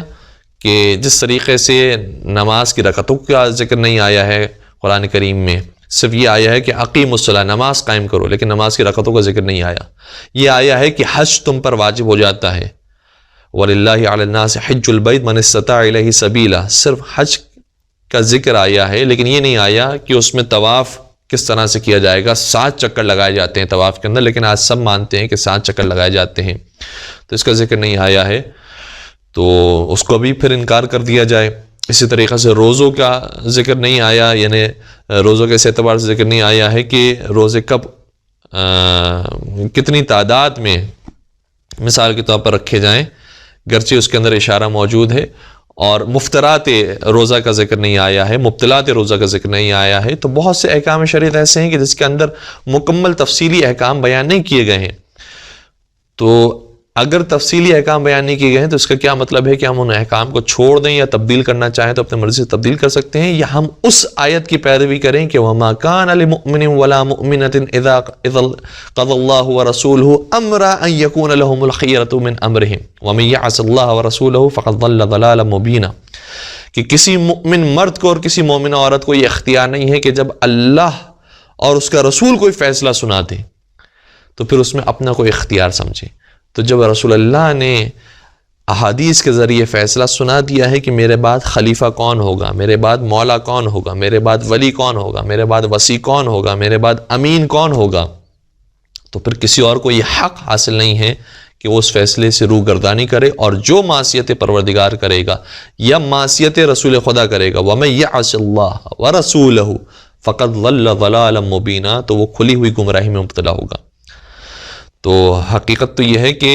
ہمیں صرف قرآن کریم کی صراحت سے جو آیات موجود ہیں اس کو نہیں دیکھنا ہے، بلکہ قرآن کریم نے بار بار یہ کہا ہے کہ حدیث رسول کو دیکھا جائے، حکم رسول کو دیکھا جائے، اور رسول اللہ جس حکم کو بیان فرمائے یہی سمجھا جائے کہ جیسے یہ خدا کی طرف سے حکم آیا ہے، اور اس طرح سے پیروی کی جائے۔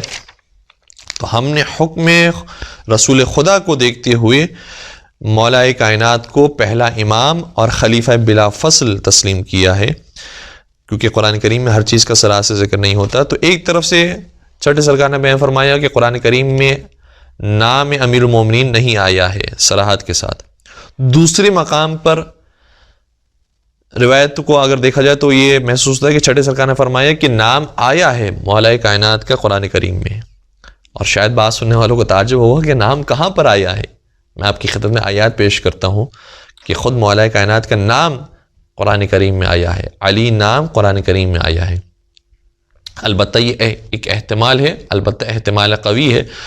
چونکہ بہت ساری باتیں میں نے عرض کیا کہ ہم تک نہیں پہنچ سکی، کتنی کتابیں تھیں جو گم ہو گئی ہیں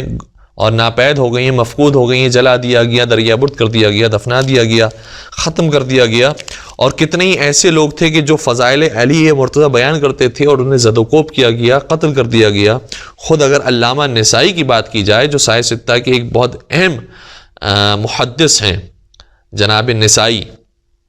ان کی بھی اگر شہادت کے واقعے کو دیکھا جائے، اور وہ بھی کتب اہل سنت کے اندر موجود ہے، ابن کثیر نے اس بات کو ذکر کیا ہے البدایہ والنہایہ کے اندر کہ ان کے ساتھ کیا واقعہ پیش آیا اور کیسے ان کو شہید کیا گیا۔ تو خصائص امیر المومنین علی ابن ابی طالب انہوں نے لکھنا چاہی تھی، اور جب انہوں نے لکھ دی تو اس کے بعد جو دیگر مسالک کے لوگ تو انہوں نے کہا کہ فلاں بزرگ کے لیے بھی لکھی جائے، حاکم شام کے لیے بھی کتاب لکھی جائے۔ تو انہوں نے کہا کہ حاکم شام کے بارے میں تو مجھے کوئی صحیح روایت نہیں ملتی ہے سوائے ایک روایت کے۔ انہوں نے کہا وہ روایت بیان کرو۔ جب انہوں نے وہ صحیح روایت پڑھی کہ جس میں تھا کہ نبی اکرم نے فرمایا تھا کہ خدا کبھی بھی اس کا شکم پر نہ کرے اور کبھی بھی اسے سیر نہ کرے، اس کا شکم ہمیشہ تڑپتا رہے اور بے چین رہے، کیونکہ نبی اکرم نے اسے بلایا تھا اور انہوں نے آنے سے انکار کر دیا اور کہا کہ میں ابھی کھانے میں مصروف ہوں۔ تو نبی اکرم رحمۃ للعالمین نے ان کے لیے یہ بد دعا دی تھی۔ تو جیسے یہ روایت شام والوں نے سنی، ظاہر سی بات ہے کہ شام والوں کے ذہنوں میں جو تصورات اس شخصیت کے بارے میں موجود تھے اس کو برداشت نہیں کر سکے، اور علامہ نسائی کو اتنا مارا کہ اسی زد و کوب کی وجہ سے وہ شہید ہو گئے، اور بڑے فجیع طریقے سے اور بڑے عجیب طریقے سے وہ شہید کیے گئے۔ تو ایک بات یہ ہے کہ بعض روایات کے اندر آیا ہے کہ نام آیا، دوسری روایت کے اندر آیا کہ نام نہیں آیا، بالآخر کیا ہوا ہے اور کیا نہیں۔ تو ایک احتمال کے تک ہم یہ عرض کر رہے ہیں کہ موجود ہے، ممکن ہے کہ نام قرآن کریم میں آیا ہو اور بعد میں آنے والے مترجمین نے یا محدثین نے یا مفسرین نے اس کا صحیح ترجمہ عوام الناس تک پیش نہیں کیا، اور یہی جو مشکل حالات تھے کہ کبھی علامہ نسائی کی شہادت ہو رہی ہے، کبھی ہمارے علماء تشیع بھی نام تبدیل کر کے کتابیں لکھنے پر مجبور ہو رہے ہیں، اور اس طریقے سے بہت سے فضائل امیر المومنین پوشیدہ ہو گئے۔ تو ممکن ہے کہ یہ قرآن کریم کی آیت بھی کسی اور معنی میں لے لی گئی ہو، جبکہ یہ مولا علی کا نام اس آیت کے اندر آیا ہے اور جس کا ذکر روایات کے اندر آیا ہے۔ تو ممکن ہے کہ یہ بات بھی اپنے مقام پر ٹھیک ہو۔ اور اس بات کی مضبوطی کے لیے میں ایک اور آپ کی خدمت میں عرض کروں بات کہ دیکھیں، حضرت فاطمہ زہرا سلام علیہا بنت رسول بھی جب خلیفہ کے دربار میں جاتی ہیں تو وہاں انہوں نے پہلے یہ دلیل پیش کی کہ باغ فدق میرے بابا نے میرے نام پر لکھ کر دیا تھا، اور قرآن کریم کی آیت تھی کہ وہ آت ذی القربى حقہ، اے رسول اپنے قریبی رشتہ داروں کو اور قربا کو ان کا حق دے دو۔ تو نبی اکرم نے حضرت فاطمہ زہرا کو باغ فدق ہبہ کر دیا تھا، اور باقاعدہ تحریر لکھ کر دی تھی کہ یہ بیٹی یہ تمہارا مال ہے اور تم اس کے مالک ہو۔ تو مالک بنا کر نبی اکرم گئے تھے، لیکن پہلے جب انکار کیا گیا کہ نہیں ہم اس تحریر کو نہیں مانتے، اور بعد میں جب سیدہ کائنات تحریر لے کر آئیں تو اس تحریر کو پھاڑ دیا گیا، اس تحریر کو کچل دیا گیا، اور اس تحریر کی بے پرواہ نہیں کی گئی، اور یہ کہا گیا کہ نہیں ہبہ نہیں کیا گیا تھا اور اس پر کوئی دلیل نہیں ہے۔ اور جب شہزادی نے پیش کیا کہ اس پر گواہ موجود ہیں، حضرت علی مرتضیٰ کو پیش کیا، امام حسن امام حسین کو پیش کیا، تو انہوں نے گواہوں کو بھی رد کر دیا کہ نہیں یہ آپ کے قریبی ہیں، اس لیے یہ آپ کے فیور میں ہی گواہی دیں گے، اس لیے ہم ان کی گواہی کو بھی قبول نہیں کرتے۔ جناب ام ایمن کی گواہی کو پیش کیا گیا، ان کی گواہی کو بھی رد کر دیا گیا۔ اللہ اکبر! حضرت فاطمہ زہرا کسی کو گواہ بنا کر لے کر آئیں اپنی صداقت کے لیے، بڑی عجیب کیفیت تھی اس زمانے میں۔ اور پھر جب حضرت زہرا سلام علیہ کے اس مدعا کو قبول نہیں کیا گیا کہ یہ ان کا مال ہے اور ان کا حق ہے، تو پھر جناب سیدہ نے یہ کہا کہ اگر تم یہ تسلیم نہیں کرتے تو کم از کم یہ تو مانتی ہو کہ میں اکیلی وارث ہوں اپنے بابا کی، تو میراث کس کو ملنی چاہیے؟ اگر یہ میرے بابا کا ہی مال تھا، باغ فدق میرے بابا ہی کے پاس تھا، تو ان کی میراث بھی مجھے ہی ملنی چاہیے، اور میراث بھی ہمارا حق ہے۔ تو پھر انہوں نے میراث کی بات کی، اور میراث کی بات کو بھی یہ کہہ کر ٹھکرا دیا گیا کہ نبی اکرم نے یہ فرمایا تھا، اور یہ عجیب روایت ہے کہ جو صرف خلیفہ نے سنی تھی اور کسی اور نے نہیں سنی تھی، حتیٰ خود جو وارث بننے والے تھے انہوں نے بھی یہ روایت نہیں سنی تھی، جبکہ نبی اکرم کو تو وارثوں کو ہی کہہ کر جانا چاہیے تھا کہ جب میں چلے جاؤں تو یہ سارا مال صدقہ ہوگا اور اس کا کوئی وارث نہیں ہوگا، اور یہ مسلمانوں کے اختیار میں ہوگا، جو بھی حاکم مسلمین ہوگا اس کے اختیار میں یہ باغ آ جائے گا۔ تو یہ جب روایت پیش کی کہ ما ترکنا ہو صدقہ، کہ ان معاشر الانبیاء لا نرث ولا نورث، کہ ہم انبیاء کی گروہ نہ وارث بنتے نہ وارث بناتے ہیں، اور جو کچھ ہوتا ہے وہ صدقہ ہوتا ہے۔ تو اس روایت جب پیش کیا تو پھر اس کے بعد جناب حضرت زہرا سلام علیہ نے پورا خطبہ بیان کیا، خطبہ فدقیہ کے نام سے، کہ جس میں متعدد آیات کو پیش کیا کہ انبیاء ایک کے دوسرے وارث بنا کرتے تھے، حضرت سلیمان وارث بنے ہیں جناب داؤد علیہ السلام کے، تو پھر وہ خطبہ پیش کیا ہے۔ تو ہمارے بتانے کا مقصد یہ ہے کہ حضرت فاطمہ زہرا سلام علیہ نے جس طریقے سے اپنے پہلے مدعا کو پیش کیا کہ ویسے تو یہ میرا ہی مال ہے اور زندگی نبی اکرم میں ہی یہ مجھے مل چکا تھا، اور یہ تحریر میرے پاس موجود ہے، گواہ موجود ہے، لیکن اگر تم اسے تسلیم نہیں کرتے ہو تو میں یہ کہتے ہوں کہ چلیں اگر یہ بات ٹھیک نہیں ہے تو پھر کم از کم میں وارث تو ہوں۔ اس طریقے سے پھر اپنے خطبے کو اور اپنی بات کو پیش کیا۔ تو ہم بھی یہاں پر یہی کہنا چاہتے ہیں کہ ائمہ علیہم السلام نے سب سے پہلے اس بات کو سمجھایا کہ نام امیر المؤمنین موجود ہے قرآن کریم میں، مختلف مقامات پر علی کا نام آیا ہے قرآن کریم میں، اور اگر اسے نہیں مانا جاتا ہے تو کم از کم اتنا ہی مان لو کہ حضرت علی مرتضیٰ کی شان میں فلاں آیت موجود ہے کہ جس کی توصیف میں کوئی اور شامل نہیں ہے سوائے حضرت علی مرتضیٰ کی، وہ آیت موجود ہے کہ جس کے اوصاف میں کوئی پورا نہیں اترتا سوائے حضرت علی مرتضیٰ کے۔ تو اس طریقے سے پھر ائمہ علیہم السلام نے اس مدعا کو پیش کیا، پہلے مدعا کو کہ نام موجود ہے، اور نام کو اگر تسلیم نہیں کرتے تو کم از کم یہ تسلیم کرو کہ یہ جو اوصاف ہیں وہ کسی اور ذات میں نہیں ہے، اور یہ آیت اگر نازل ہوئی ہے تو صرف حضرت علی مرتضیٰ کی شان میں نازل ہوئی ہے، کہ جیسے آیہ ولایت انما ولیکم اللہ ورسولہ والذین آمنوا الذین یقیمون الصلاۃ ویؤتون الزکاۃ وہم راکعون، سورہ مائدہ کی آیت نمبر 55۔ اب ہم آپ کی خدمت میں جلدی جلدی ان روایات کو بیان کر کے بات کو ختم کرتے ہیں۔ جو دو آیات بطور خاص ائمہ علیہم السلام نے بیان فرمائی کہ یہ مولا علی کا نام اس میں ذکر ہوا ہے، اس میں سے ایک آیت ہے جو سورہ زخرف کی آیت نمبر 4 ہے۔ ہم پورے سورہ زخرف کی ابتدائی آیات کو پڑھتے ہیں۔ بسم اللہ الرحمن الرحیم، حامیم والکتاب المبین انا جعلناہ قرآنا عربیا لعلکم تعقلون۔ حامیم یہ کتاب مبین ہے، کتاب مبین کی قسم، ہم نے اس کو عربی زبان میں قرآن قرار دیا ہے، لعلکم تعقلون، تاکہ تم عقل سے کام لو اور غور و فکر کرو۔ اس کے بعد قرآن کریم نے کہا وَإِنَّهُ فِي أُمِّ الْكِتَابِ لَدَيْنَا لَعَلِيٌّ حَكِيمٌ،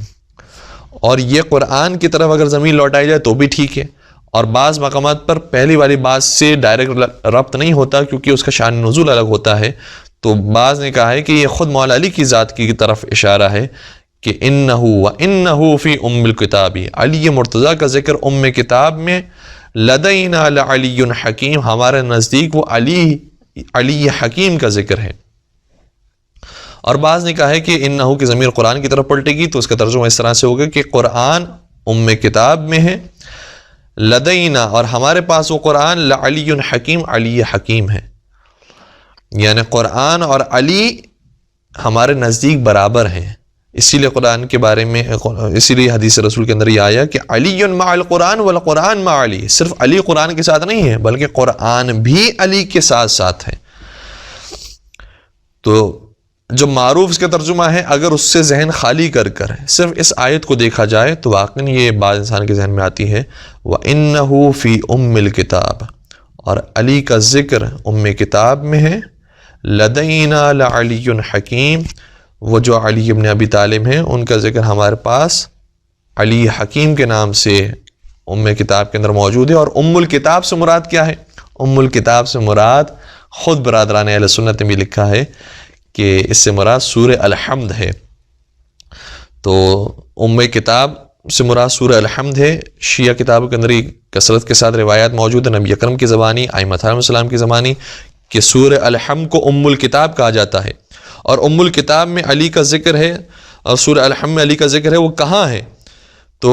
امام جعفر صادق علیہ السلام نے بیان فرمایا ہے، امام علی رضا علیہ السلام نے بیان فرمایا ہے، دیگر ائمہ علیہ السلام نے بیان فرمایا کہ وہ کس مقام پر سورہ الحمد میں ذکر ہے۔ فرمایا کہ فی قولہ عز وجل اہدنا الصراط المستقیم،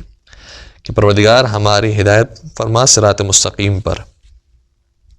تو صراط مستقیم کون ہے؟ فرمایا ہوا امیر المؤمنین علی بن ابی طالب، وہ امیر المؤمنین حضرت علی بن ابی طالب علیہ السلام ہے۔ یہ روایت معنی الاخبار کے اندر شیخ صدوق نے لکھی ہے، صفحہ نمبر 34 پر، تفسیر قمی میں موجود ہے اور دیگر کتابوں کے اندر۔ اسی طریقے سے امام رضا علیہ السلام نے بھی اس آیت کی تفسیر میں یہ بیان فرمایا، اور یہ روایت تعویل الآیت الظاہرہ فی فضائل العطرۃ الطاہرہ صفحہ نمبر 537 پر یہ روایت موجود ہے۔ دوسری آیت جو مولا متقیان کے بارے میں بیان فرمائی ہے ائمہ علیہ السلام نے، وہ حضرت ابراہیم علیہ السلام کی دعا ہے۔ انہوں نے دعا فرمائی تھی کہ رب حب لی حکما والحقنی بالصالحین واجعل لی لسان صدق فی الآخرین واجعلنی من ورثۃ جنت النعیم۔ یہ جو آیت حضرت ابراہیم علیہ السلام کی دعا کی شکل میں، اور سورہ شعراء کی آیت نمبر 83-85 ہمارے سامنے آئی ہے، اس میں حضرت ابراہیم نے کچھ دعائیں کی ہیں۔ اس میں سے جو ہمارا فوکس ہے جس دعا پر وہ یہ ہے وَاجْعَلْ لِي لِسَانَ صِدْقٍ فِي الْآخِرِينَ۔ حضرت ابراہیم فرماتے ہیں کہ آخرین یعنی جو آئندہ لوگ آئیں گے ان میں ایک لسان صدق میرے لیے قرار دے، ایک سچی زبان میرے لیے قرار دے۔ اس کا ترجمہ متعدد کیے گئے کہ حضرت ابراہیم علیہ السلام اپنے لیے کچھ خوش نامی کی دعا کر رہے تھے کہ میرا نام اچھے ناموں سے پکارا جائے، اس کی دعا کر رہے تھے۔ تو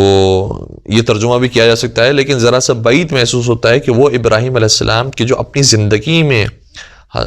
نمرود سے ٹکرا گئے اور پورے اپنے محلے والوں سے ٹکرا گئے، سارے بت توڑ دیے، اور انہوں نے کوئی پرواہ نہیں کی اپنی کہ انہیں نیک نامی سے پکارا جائے نہ پکارا جائے، اور دنیا والوں کی فکر کیے بغیر صرف پروردگار کی ذات کو تصور کرتے ہوئے اور پروردگار کے لیے انہوں نے کام کیا، صرف للہیت کے ساتھ کام کیا۔ وہ یہ دعا فرمائے کہ پروردگار میرا نام اچھے ناموں کے ساتھ اور بلند ناموں کے ساتھ قرار دینا، یہ تھوڑی سی عجیب بات محسوس ہوتی ہے۔ اس لیے اس کی جو ایک تفسیر ائمہ علیہ السلام نے ہمیں بیان فرمائی اور جس کا احتمال بہت قوی ہے وہ یہ ہے کہ حضرت ابراہیم نے دعا کی تھی کہ پروردگار میرے لیے ایک لسان صدق قرار دے،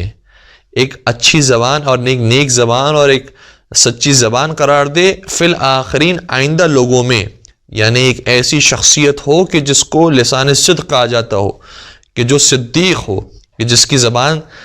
سچی زبان ہو، اور وہ صدیق کون ہو سکتا ہے؟ وہ صدیق وہ ہو سکتا ہے کہ جو مباہلہ کے میدان میں جھوٹوں کے مقابلے پر جانے والا ہو، جو انفسنا کے مقام پر ہو، جو نفس رسول کے مقام پر ہو گویا۔ اور پھر اس دعا کو پروردگار نے قبول فرمایا، اور سورہ مریم آیت نمبر 50 کے اندر اس بات کا اعلان فرمایا کہ وَوَهَبْنَا لَهُم مِّن رَحْمَتِنَا۔ حضرت ابراہیم نے دعا کی تھی رب حب لی، اس کا جواب آیا وَوَهَبْنَا۔ پھر دعا کی تھی وَجْعَل لِّی، جواب آیا وَجَعَلْنَا، اور ہم نے قرار دے دیا لہم، تمہاری اولاد کے لیے، جس میں جناب یعقوب ہیں، جناب اسماعیل ہیں، ان کے لیے قرار دے دیا۔ کیا قرار دے دیا؟ لسان صدق، لسان صدق ہم نے بنا دیا۔ کس کو بنایا؟ قرآن کریم نے خود یہ لفظ استعمال کیا ہے علیہ،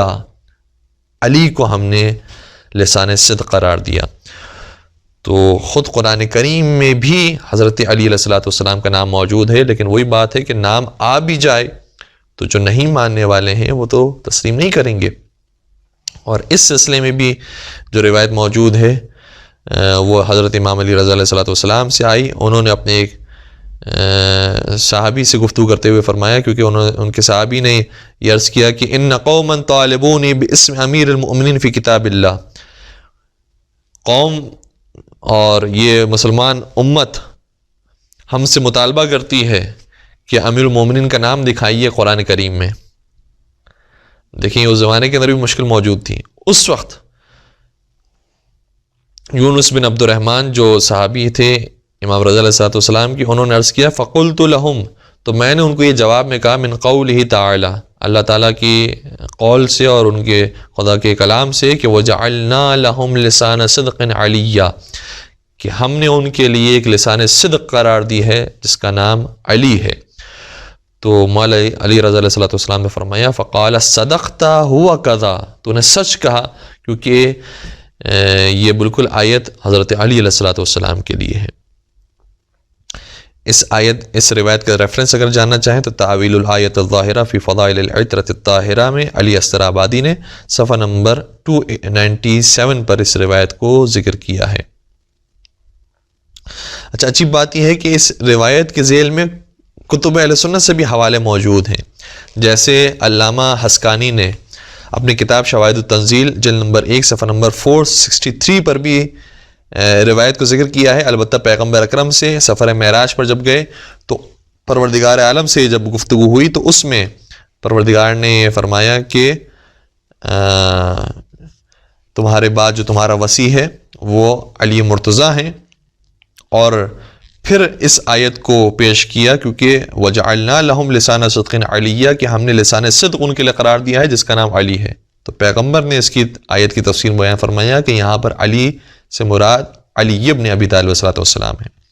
اسی طریقے سے اس روایت کو، یعنی اس سے ملتی جلتی روایت کو امام جعفر صادق علیہ السلام سے بھی نقل کیا ہے۔ ایک اور عالم اہل سنت نے شہاب الدین شافعی نے اپنی کتاب توضیح الدلائل میں صفحہ نمبر 164 پر یہ روایت لکھی ہے کہ اس آیت میں علی سے مراد علی ابن ابی طالب علیہ السلام ہے۔ تو اگر حق اور حقیقت کی نگاہ سے دیکھا جائے تو بہت سی آیات ایسی ہیں کہ جو مولا علیہ السلام کی شان میں نازل ہوئی ہیں، اور کسی اور صحابی، کسی اور خلیفہ کے لیے اس قدر آیات نازل نہیں ہوئی ہیں جس کے بعد ہمارے لیے بہت واضح ہو جاتا ہے اور آسان ہو جاتا ہے معاملہ کہ حق کہاں پر موجود ہے اور ہمیں کس کو فالو کرنا چاہیے صحیح دین اسلام جاننے کے لیے، پہچاننے کے لیے، اور محمد و آل محمد کے مکتب کو حاصل کرنے کے لیے، اور سنت رسول سیکھنے کے لیے، حدیث رسول جاننے کے لیے ہمیں کن شخصیات کو فالو کرنا چاہیے۔ بس پروردگار سے دعا کرتے ہیں کہ پروردگارہ ان پاک ہستیوں کے دامن سے ہمیشہ متمسک رہنے کی توفیق عطا فرما، ان کی شفاعت سے ہم سب کو بہرامند فرما، اور جو کہا ہے اس پر عمل کرنے کی توفیق عطا فرما، اور ہمارے کہنے والوں کو بھی اور ہمارے سننے والوں کو بھی خلوص عطا فرما، اور پروردگار قائم آل محمد حضرت حجت ابن الحسن کے ظہور میں تعجیل فرما، ان کے عاشقین، محبین، سچے چاہنے والے اور ماننے والوں میں ہم سب کا نام شامل فرما۔ وآخر دعوانا الحمد للہ رب العالمین۔